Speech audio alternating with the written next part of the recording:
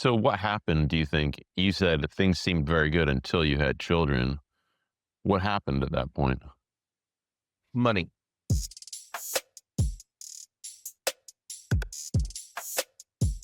Today, we're with Jeff. He's the founder of the Deadbeat Chronicles, where he helps fathers understand how to proactively make their families thrive and survive. And he has personal experience going through the difficult area of parental alienation. And now he wants to help others to proactively engage that issue and avoid that problem if possible. And so, Jeff, thanks so much for being here today. Thank you, Tim, very much for having me on. Yeah. Yeah, good Let, stuff. Let's see what kind of good messaging we can get out to people before they ever get into relationships, and darn sure before they ever have troubles in yeah, their relationship. let's start out. If you can tell us a little bit about your own background, why you got into this, and we were talking about it just before we hit record here. Why don't you give us a little intro on yourself? Why is this an issue that's important to you? I've got my own lived experience as a dad that has gone through parental alienation. I did not go through any kind of a court battle, like a tough accusational court battle where there's allegations flying back and forth, where the two co-parents are trying to destroy each other.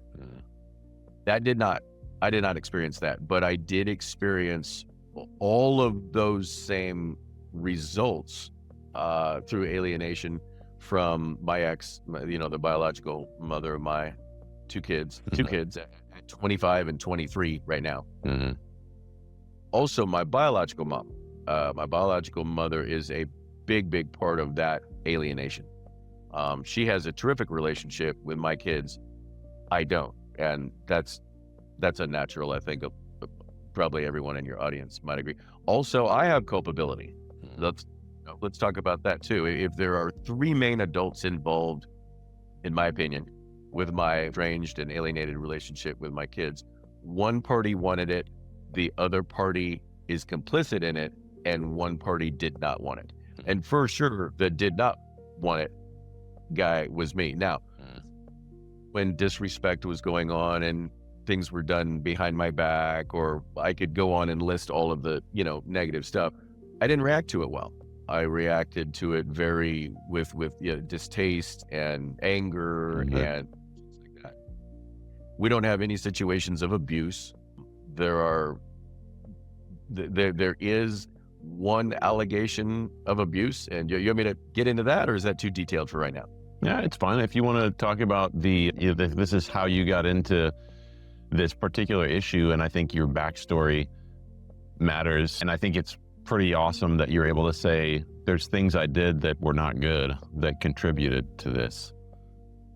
Oh, I think so. Absolutely. I think so. I think that's a really important step for people to be able to say that. I mean, a lot of people, they get stuck in the I'm totally innocent and the other person is 100% guilty. And in almost every relationship, even if you're only 1%, contributing to the problem, there's still a 1% that's partly yours to own. And so that's important to be able to say that. Yeah, yes, sir. There's a tremendous amount of personal responsibility that I think everyone should really grab a hold of. So some of my frustrations have been that I have not had the opportunity to have those. I've tried many times, and I've tried with my with my real mom as well. And she has met any sort of small conversation with accusation after accusation and denial. And I do have an estranged relationship with my kids and my ex. And you have an estranged relationship with your mom. Is that right also? We have a contact relationship right now, or a frequency, let's call it, that wishes each other Merry Christmases and Happy Birthdays and Happy Mother's Day. She will not, and I'm hesitant to ask her about this. And I am writing a book. The only way for those details to come out would be in writing, where you can really take the time to detail. And so, yeah, every detail will be in the book. Yeah, that's good. When did that start, right? Because I think you know, you go back, and again, like, not to be over psychologizing or anything, but, you know, things start over long periods of time, right? And I guess I'm wondering, your relationship with your mom and then your relationship with your ex-wife, those didn't result in close relationships. What do you think that is that sort of started forming those relationships into a less than positive relationship? With my mother or ex-wife? Both. Well, I've always had, my real mother is, when it comes to family matters, this is the way I see it. When it comes to family matters, she is very timid. You know, she never wants to rock the boat, and she's always going to pursue what she wants. Yeah. What? And so as a kid, as a younger kid, her second relationship, her second marriage, alcoholic, rageaholic, very, very abusive, pretty bad stuff, busted up teeth, broken nose. My real mother has never believed me. She never really believed me, and that was one key night when I was about 11 years old. When I was 11 years old, I never really addressed these things that we're talking about, and there's so many more things. I didn't really address any of these things until my late 20s. But there was an awful lot of anger. There's an awful lot of anger that gets carried through. There's a lot of anger through betrayal, expectations. Expectations tend to really get set because here I have this, in my mind, seemingly really great modeled relationship and situation with my dad and stepmom, and instability over here with biological mom and her second husband. I was in the Army for 4 years after high school. Went into the Army for 4 years and then relocated to Las Vegas. Got married, started having kids until 2000. And it changed real quick. Yeah, but I mean, those are really significant growing up events, right? To have the people that you then look back on and think, I should have been able to trust those individuals in my life, and I couldn't trust them. Well, but I did. My dad remarried. My real dad, you know, he remarried when I was about he remarried when I was 7.5. They started dating when I was 5.5. Okay. My stepmom. And the relationship that they had for 45 years was as I don't want to use the word perfect. You saw both. You saw a really good version of a relationship, and then you saw a really, really bad one. And before I became a father, my marriage was very good. It communicated well. It believed in the same things. It had the same integrities. And just like you said a few minutes ago, it knew everything about me. So yeah, there's an awful lot. I may be jumping way ahead. There's an awful lot about the way that my two kids may think and feel and operate. But my experience of my two kids is very disrespectful and dishonest, unfortunately. So what happened, do you think? You said things seemed very good until you had children. What happened at that point? Money. There were a lot of other things, yes. Character,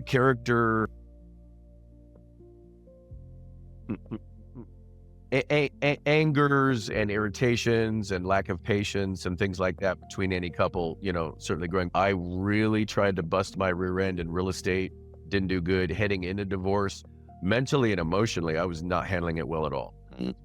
A lot of depression, a lot of lack of lack of confidence, very low self-esteem, really building. And this was, let's say 2003, 2004, when troubles were really, you know, starting to mount.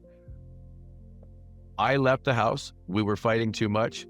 And I said, hey, we even talked together. I said, we're fighting too much. I can leave the house. I did not realize how strategic my ex was and how much that she wanted this. Pretty much immediately when I left the house, I didn't realize something had happened. My real mom started positioning herself immediately and ingratiating herself to my ex-wife. They got together and really buddied up, and it buddied up so much that I really couldn't do anything about it. Nor did I want to, from a certain perspective. She wanted to be grandma. She wanted to be a good grandma.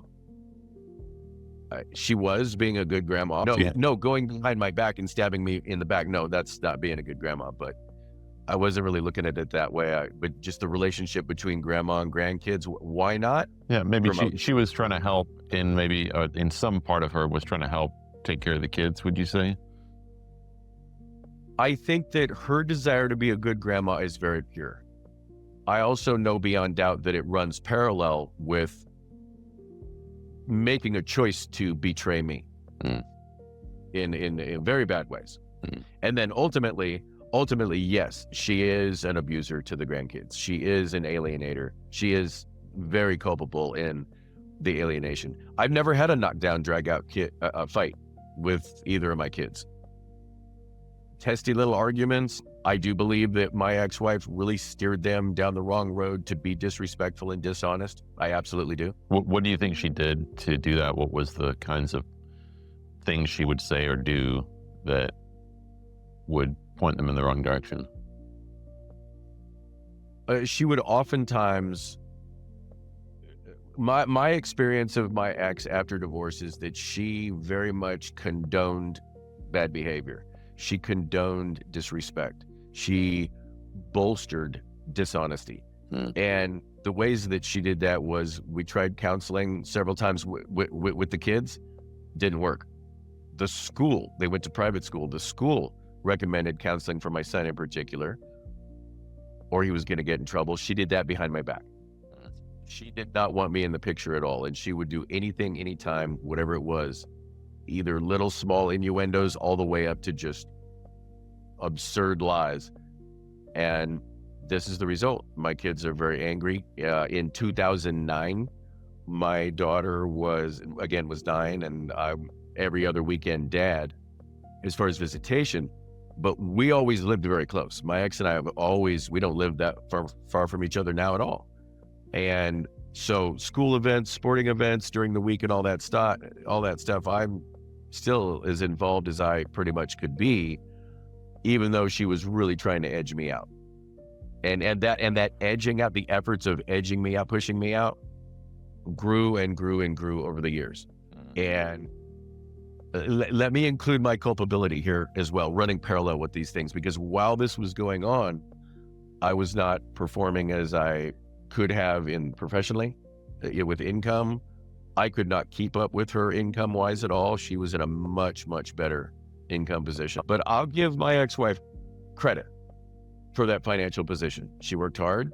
She is in a very good position and was able to do what she wanted to provide, and she did it well. Yeah. What do you think? And she put me out. Yeah. What do you think for your children? You've talked a little bit about that bitterness and estrangement. What is it about both your wife and you that do you think developed that into something that pushed the relationship apart during that time instead of together? Because there's people who don't make any money who have great family relationships, and there's people who make a lot of money who have great family relationships, and there's people who have very little money who have very poor relationships, and people who have a lot of money who have poor relationships, right? So the money itself doesn't make or break the relationship usually. There's usually some other factor. Yeah, yes, there are other factors. Money was a big driving force. Now, it was just a tool to be leveraged. Without having money, it made it much, much easier for my ex to push me out of the way. They developed a lifestyle for my kids that was very money-centric, lots of travel, and it is what it is. She did not want me around. She told me that in multiple ways, different times, showed that to the kids. So when you say, like, what compounded over time, pretty much every single thing that came out of her, whether it was voice or physical reaction, innuendo, reactions, scoffs, like, oh, or I saw it. I saw it. And I saw it in the kids. But in 2009, that was the beginning of the real troubles. In 2009, in May, my daughter and son came over, typical Friday afternoon, picked him up from school, you're with me for the weekend. Right in the front door, or right in the door, from the garage, actually. Right in the door, my daughter, pops on the couch as a 9-year-old would do. Hey, and she goes, hey, why are you mad at grandma? She didn't do anything wrong. And from that moment forward, when she said that, I looked over at the time I was in my second long-term relationship with a gal by the name of Melanie. And I looked over at Melanie, and Melanie looked over at me, and we just gave each other a look and kind of closed our eyes. And from that point forward, there was a major shift. My daughter's resentment and the way that she acted, very combative, very protective of grandma. Again, radicalized, weaponized. That's what happens to the kid. Now, again, do I have culpability in this too? I'm sure that I ramped back up. When I heard that, I instantly knew a world of things. Not just, I wonder what was said, but no. I knew a world of things, and then time went on. It got worse. So, let's ramp forward to December 2nd, 2016. There had been a lot of pretty close to estrangement, especially with my daughter. And my son at that point, yes, but it was kind of recent to that point. He was a little later on in that, and a lot of stories that ramped up to that too. I had been going over to my ex's place, knocking, because there's no contact, no texting, no answering. Nothing. They're not coming over on the weekends anymore. They just stopped. No communication with me, no nothing. No, not anything. I had been going over to the house, knocking on the door, and it had been like 18 months, a year and a half. What is that, 50 times, 60 times, knocking on the door. And I knocked on the door, one day, and I went walking back down the pathway to the driveway thinking, well, this is usual. This is what I'm conditioned to. And the door opened. It was my daughter. And I turned around, and about 30 feet away, I'm like, hey, what's going on? How are you? And I kind of sidled back up to the door, and I won't use the word awkward, but guarded for sure. Guarded and sensitive. I didn't want to be too overbearing, right? So we didn't have any physical contact at first. We stood about 5 feet away, very small talk at first, only for about maybe 15 seconds right away. And she said, Dad, you want me to know why I don't want to come over to your and Marianne's house? My current wife and I had just bought a new home back in the summer of 2016. And she said, I don't want to come over to your to see your new house, your and Marianne's new house, because you called grandma the C word and everything you put Hunter through. Now, everyone in the audience knows that first bit, but what I put Hunter through, my son, what I put my son. I don't know what she's been told. I really don't. I'm pretty conservative guy, pretty, what's the word I'm looking for? Integrity. Integrity means a lot.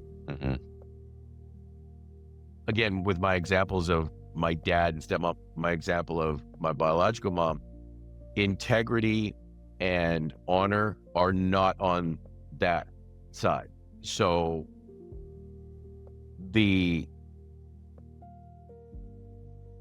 when she said that, I didn't freeze, but I didn't respond either. I didn't defend. I didn't deny. We almost immediately got off talking about other things.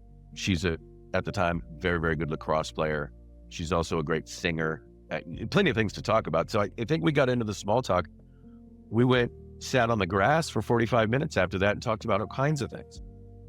Very guarded, very soft, and that was the last time that we had any kind of a real talk. I did see her multiple times after that. She graduated high school a couple of years, 2 years after that, class of 2018. And I started discovering things about major surgeries, knee surgeries on both kids, counseling, medication. Now, let me kind of say something. An awful lot of time has passed here, right? We're in 2026. This year, on New Year's, I decided to record a video and send it out to my real mom, talking about forgiveness, talking about love, talking about wanting to increase the frequency of our communication, which right now is just the occasional text for a happy birthday, happy Mother's Day. She will not say happy Father's Day. And I'm not sure how I want to deal with that this year. I know it's 4 or 5 months off here, but I don't. I'm dealing with that. I'm going to church. I've been into Stoicism, deeply into Stoicism for about 6 years now, almost 7. Mm-hmm.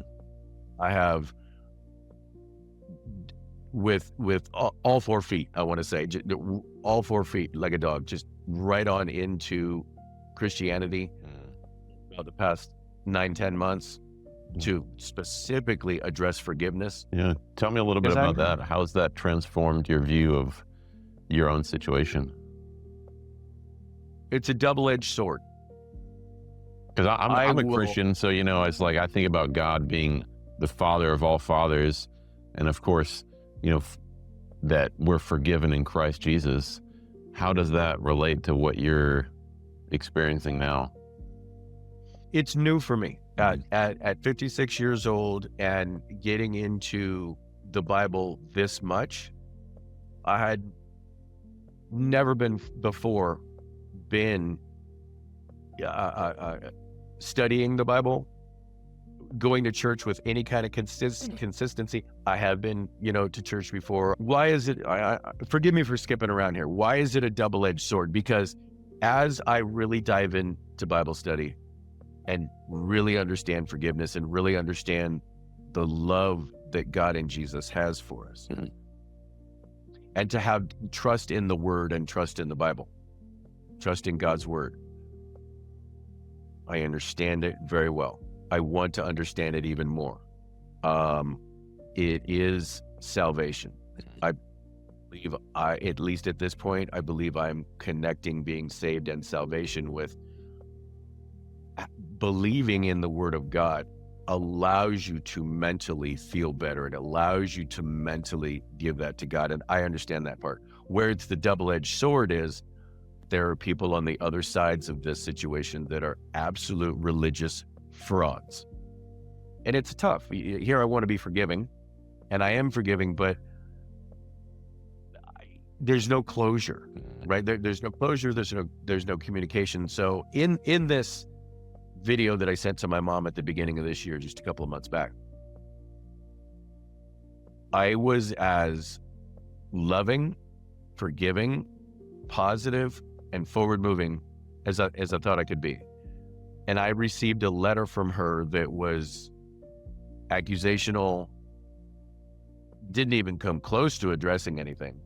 I mean, it way past denial. Like not even in the neighborhood of denial, just in another world, in an absolute other world, but very accusational and addressed things that I never even asked her for. She went right into, I can't help you with your kids. I can't put that relationship back together. And you've got too much anger for me. And I forgive you, but I can't forget the anger you have for me. So no, I don't want any kind of relationship, or I don't want to get together. I don't want to take this relationship further. Now, in between then and now was Valentine's Day. When I received that letter, which was January 10th, by the way, on January 10th, I was okay for about a day. And then I wasn't. I wasn't. My self-esteem dropped to worthless. very rejected, that emotional pull to pull me back into anger and back into saying something kind of like, oh, okay.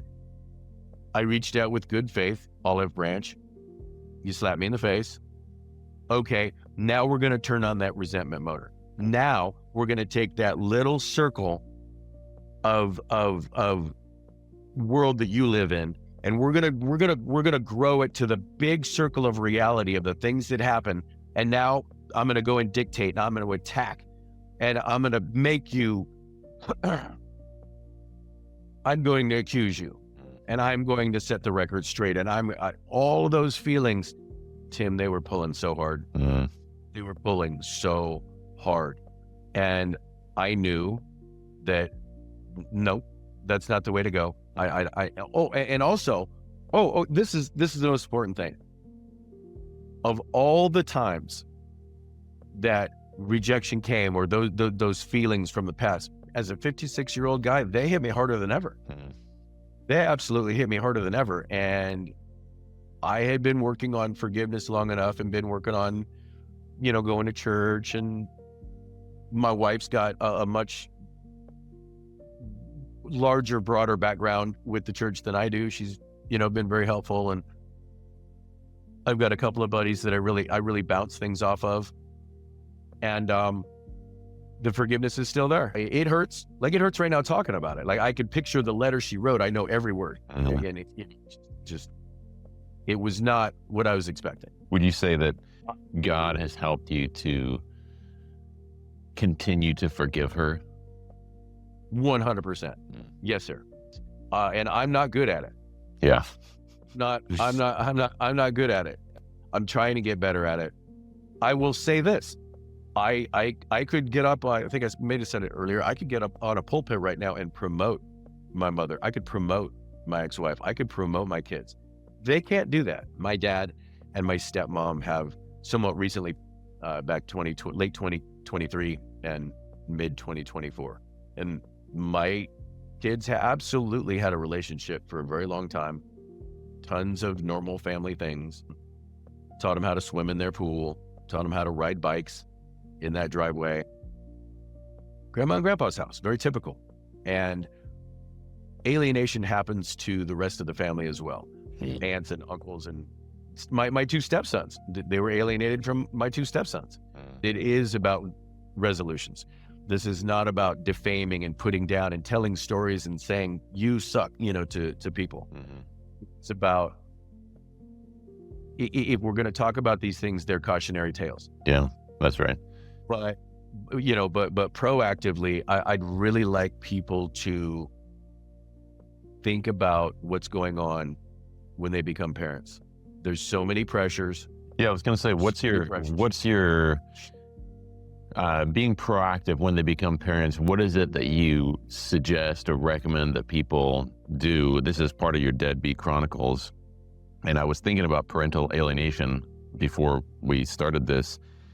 And I wrote down the question, what causes a person to hate someone so badly to try and destroy the next most closest relationship they have? Like that's sort of what it seems like I hear people describing is, I had a relationship with somebody, that relationship went badly for whatever reason.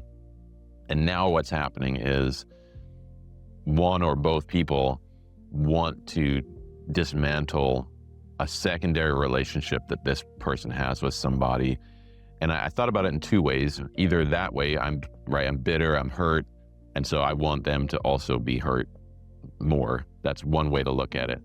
Another way to look at it might be, I'm hurt and I don't want to be hurt again. And so I don't want to have anything to do with this person, even through the extension of somebody else, i.e. my child. So I don't want to be in contact with this person, even through my own children. And so in order to avoid that kind of additional hurt, then I'm going to try my best to sever that relationship. So those were kind of the two ways I thought about it as I was thinking through this before we started. And what would people do? Like, what's the Like, that's a pretty deep issue, right? That's like desires and,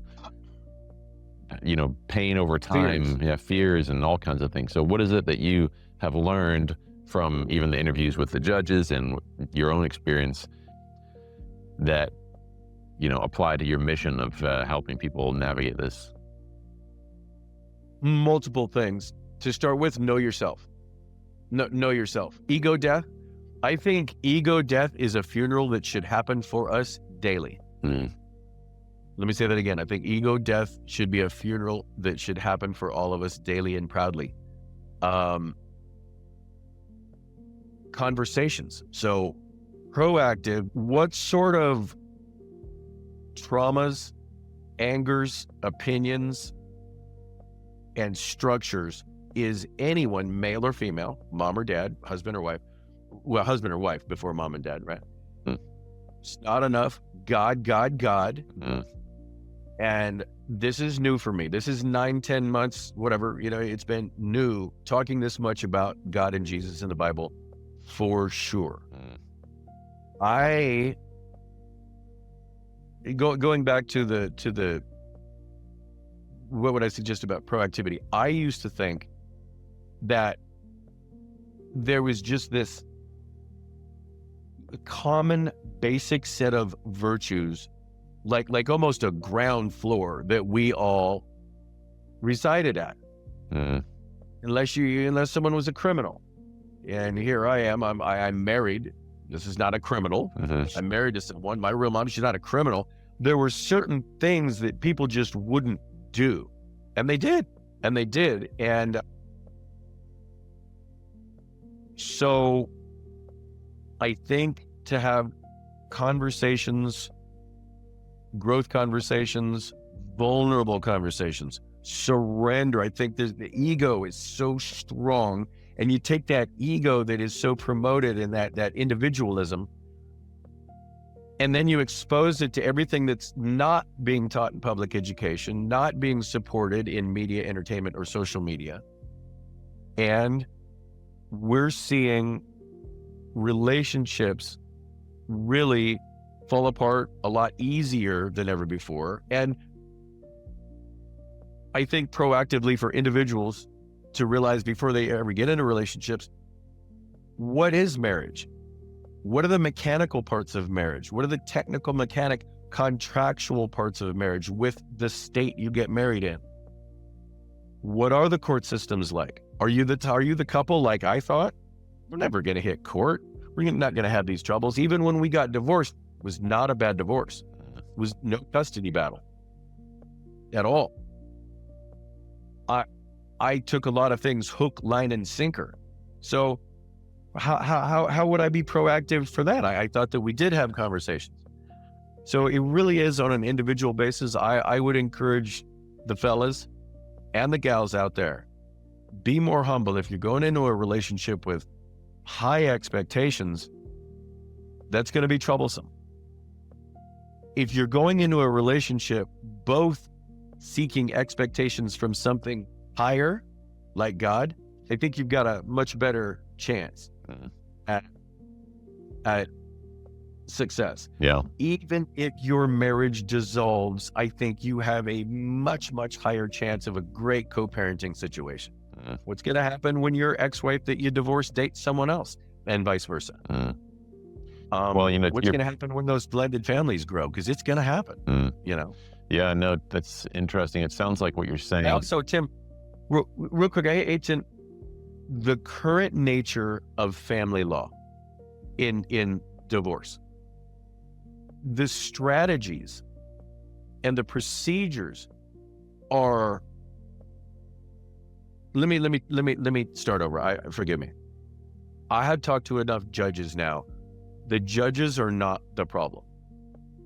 Society is coming in with deep mental health concerns and issues that the family courts are not designed to handle. And cost of both time and money to involve court approved and court appointed counseling situations, it is cost and time prohibitive. It is a nightmare. I've talked to people that have spent hundreds upon hundreds of thousands of dollars, and there's still strife, there's still battle, there's this road of destruction that's left behind them. So I think that what people are doing, leveraging the courts, using family law and the courts to, they're leveraging the family courts and family law and lawyers to bolster their anger, to bolster their bitterness, because procedures and the way and laws and strategies, they can be used to raise destruction. They absolutely can be. And family courts and divorce, those all live in the reactive arenas. Right, after things have happened. After things have happened, yeah. There are way too many aggressive situations where two people that chose to get together, two people that chose to make children with each other, are now splitting apart, throwing allegations at each other like they are the worst people and the worst parents ever. And it needs to be studied. It needs to be looked at. It needs to be by everyone, by elementary school kids, by junior high school kids, by high school kids. Now, obviously appropriate to their age. But I used to think that there needs to be this conversation to be had. I used to think there needs to be a shift in conversation, a greater awareness to this stuff. And I can only speak for myself right now, but what I wholeheartedly believe after 9-10 months really diving into Christianity is that we need Christianity back in our society like never before. It is my sincere belief. Well, it's amazing, all the things you mentioned, right? It's like before you get to court, there's already been a broken trust. There's already been, just to use simple language, a sin has already been committed against somebody else and vice versa. Like you've already been hurt by somebody. And now the court is trying to resolve this hurt, but not at the level of where it happened, not at the reconciliation level, but at the just functional, what do we do now that there's been this explosion? How do we sort of make it not so bad, or put the right responsibilities on who's going to clean up what? And, so many of those things they are at the conscience level. It's not money, right? Like you said, there's people who spent hundreds of thousands of dollars to try and solve it in the court, and it doesn't really work that well, because you can't fix what's in the secret places of someone's heart with money. And I think that does expose something. You mentioned the kind of influences that are being put upon families by media and social media and so forth. And I think that is a huge cultural problem. There was a time when, at the very minimum, we would focus on character and virtue as something to be attained. That it was good to have self-control and self-discipline, and it was good to learn how to be perseverant and persistent, and it was good to know the difference between what's good and what's evil, and that we all actually agreed on what was good and what was evil. I was reading something recently that talked a little bit about that being actually one of the core challenges, is that when we don't even agree on the definition of the word good, we don't even know, how can we even have a conversation? Is good simply what I want? Is it just the satisfaction of my own desires? Or is there some moral law above all of us that determines what is good and evil? And I think this is, to your point about the blessings of God, I would probably caveat that I wouldn't say we should learn to love God so that we will be blessed by him, but that we will be blessed by God when we learn to love God with all our heart, soul, mind, and strength. It's sort of like the way the world actually works in the best way. The way it works the best is when we follow the way God designed it to work. And when we don't follow the way God designed it to work, things tend not to continue in a positive direction. Yet I would agree with you. I feel humbled going to church, reading the Bible, and there's actually a Bible study group and they've been doing it for years. I'm such the novice. I'm such the rookie, but I enjoy the intelligence around the conversation. I enjoy that there are very usually multiple places within the Bible where they are referencing the same thing or the same concept. What's been your most sort of revelatory or like aha moment when you have been reading through the Bible?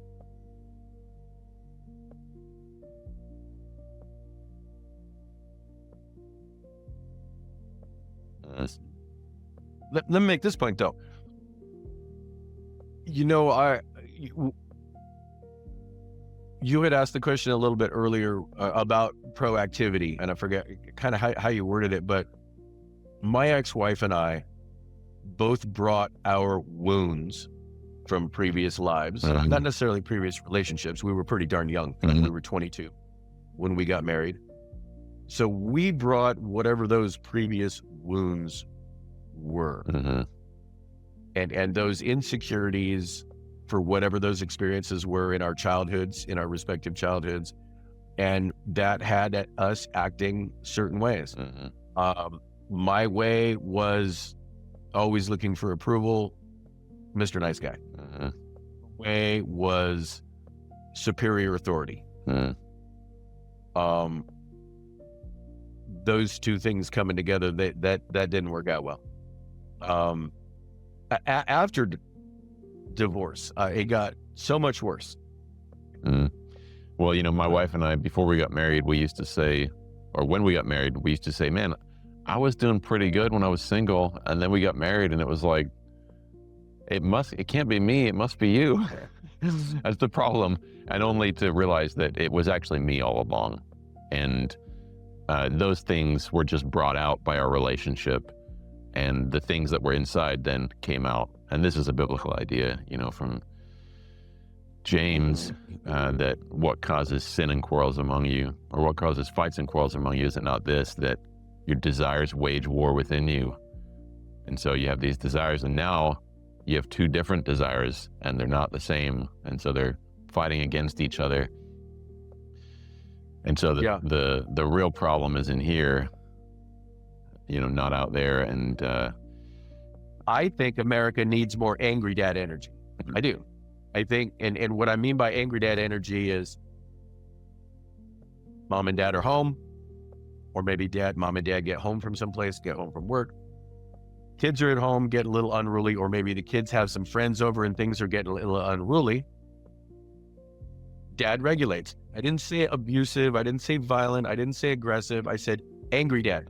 Sometimes angry dad comes in. Impatient dad comes in and says, stop. Let's disarm. Let's talk about this. Let's debrief.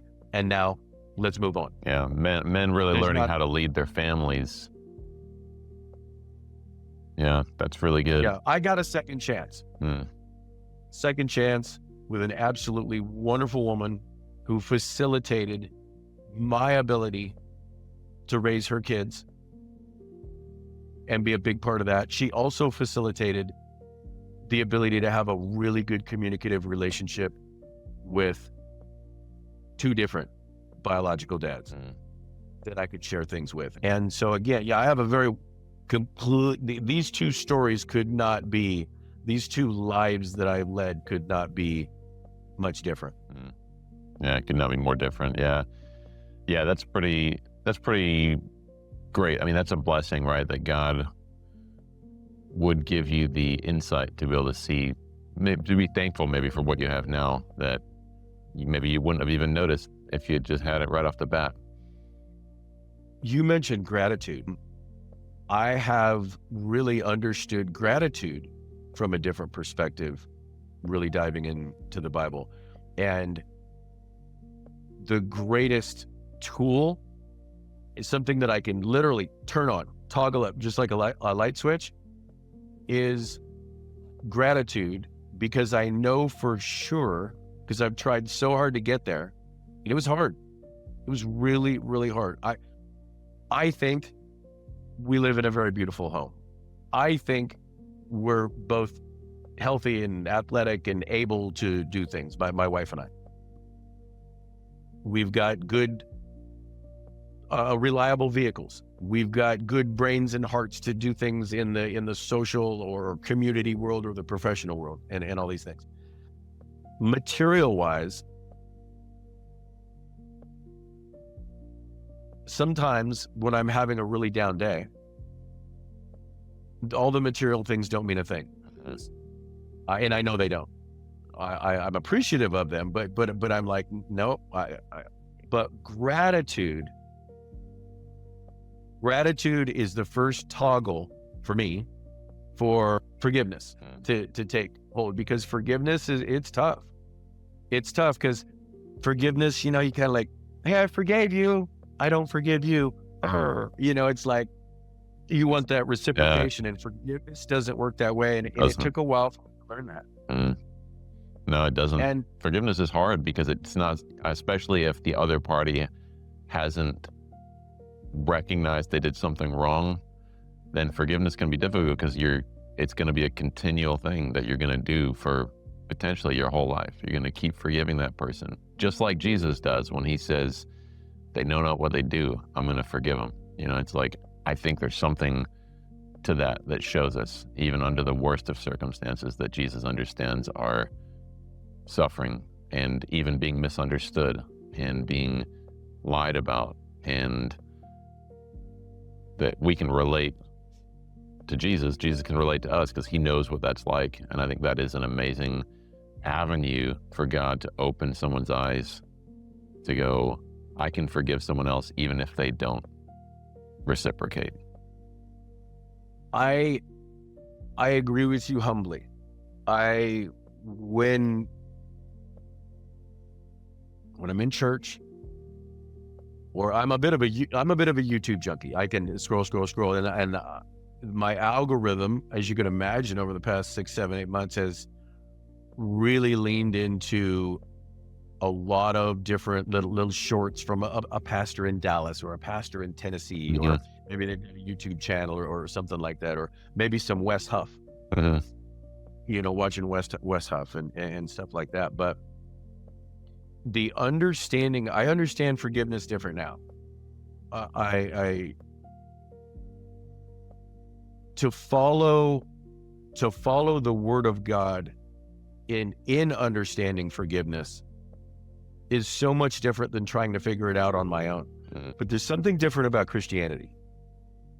There's something that is at the pinnacle, the ultimate of all sources for enlightenment, self-love, self-improvement, rules on mechanical things like marriage, government, nation, country, family. And I just feel very genuine. I feel very genuine in my forgiveness. I have always believed that I still did want very, very good things for my ex-wife and my real mom. I have been allowed, I have been able to do that much more. Reading the Bible and being in the environment of other Christians and the church. And again, whatever that, let's call it a weekly dosage of church sermon, Bible study, YouTube stuff, general conversation with some buddies. And it feels good. Yeah. I will be purposely corny about it. Kind of goofy and corny about it. It feels very good to be forgiving. It feels better than almost anything, especially when you've been buried in resentment and anger or low worth and rejection. Because right, the anger and the bitterness is a byproduct of feeling low worth and or rejection. So back off into that rejection. Get in it. Back off into that rejection if we're there, or back into, not off, back into it. Get back into it and address that. You'll understand the anger and the bitterness don't even hardly need to be controlled anymore. Given your experiences, what's one piece of advice that you would give to dads who are in the middle of it, maybe, or who are at the very early stages? What's your one piece of advice? I'm gonna joke first and then give you a serious answer. The joke is, I interviewed one of the interviews to the local judges here in the Clark County, Las Vegas area. I asked her the same question.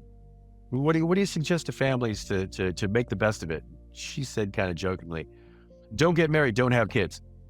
And I was like, and she laughed about it. We know that's not the answer. My number one suggestion: love yourself. Love yourself. Not egotistically, arrogantly, but love yourself. Love yourself past your past, whatever that past may be, because until you can genuinely love yourself and forgive yourself, you can't give the same to others. You can't give that to others. So I would say baseline. Now that we're not babies anymore and we have these experiences through our childhood years, teen years, 20s, 30s, however old anyone may be, love yourself and be forgiving of yourself, and then do the same to others. You'll go so much farther. And then honesty and being really in touch with yourself and being able to be honest and being vulnerable, I think is a strength. I think to know it earlier and to share it with your potential life partner and co-parenting partner, I think to have those conversations is really crucial. Now, how do we do that at 18, 19, 20? Young relationships that are having kids that young? Tough, really tough. But if anyone is watching, whether they're that young, whether someone's that young and getting in a relationship, getting into parenthood, or maybe someone is a parent and their young child is a teen parent or a young parent or even a 30-year-old parent, and they're going through troubles, I want to say that I think the number I'm going to give you is accurate. I would estimate that one out of every 3 people I talk to has one out of every 3 people that I talk to has personal experience or is going through current personal experience of custody issues and a custody battle of some sort. And I would say 1 out of every 2 people has a family member that's going through it. Mm-hmm. That's 30 to 60%. That's insane. Yeah. That's insane. But, and I would, again, prove me wrong. I would humbly love for that statistic to be proven wrong. It's not like I looked it up on ChatGPT and it's a factual number. It's just my own personal experience.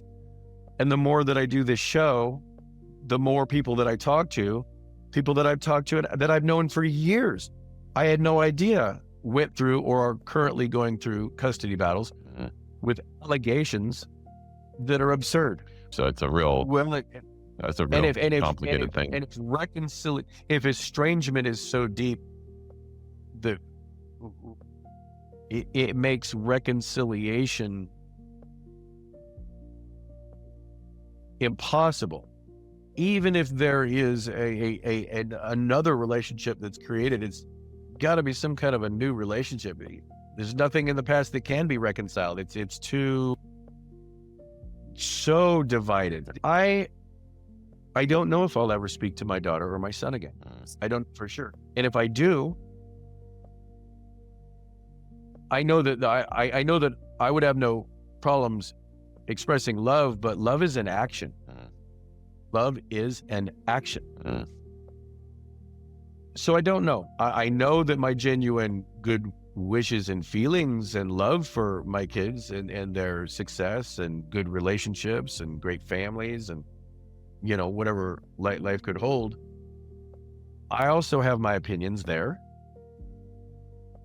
If they feel the way that they do about me, how do they feel about others, and how are they treating others, and how are they justifying their decisions to treat others the way they do, however that may be, you know? Yeah.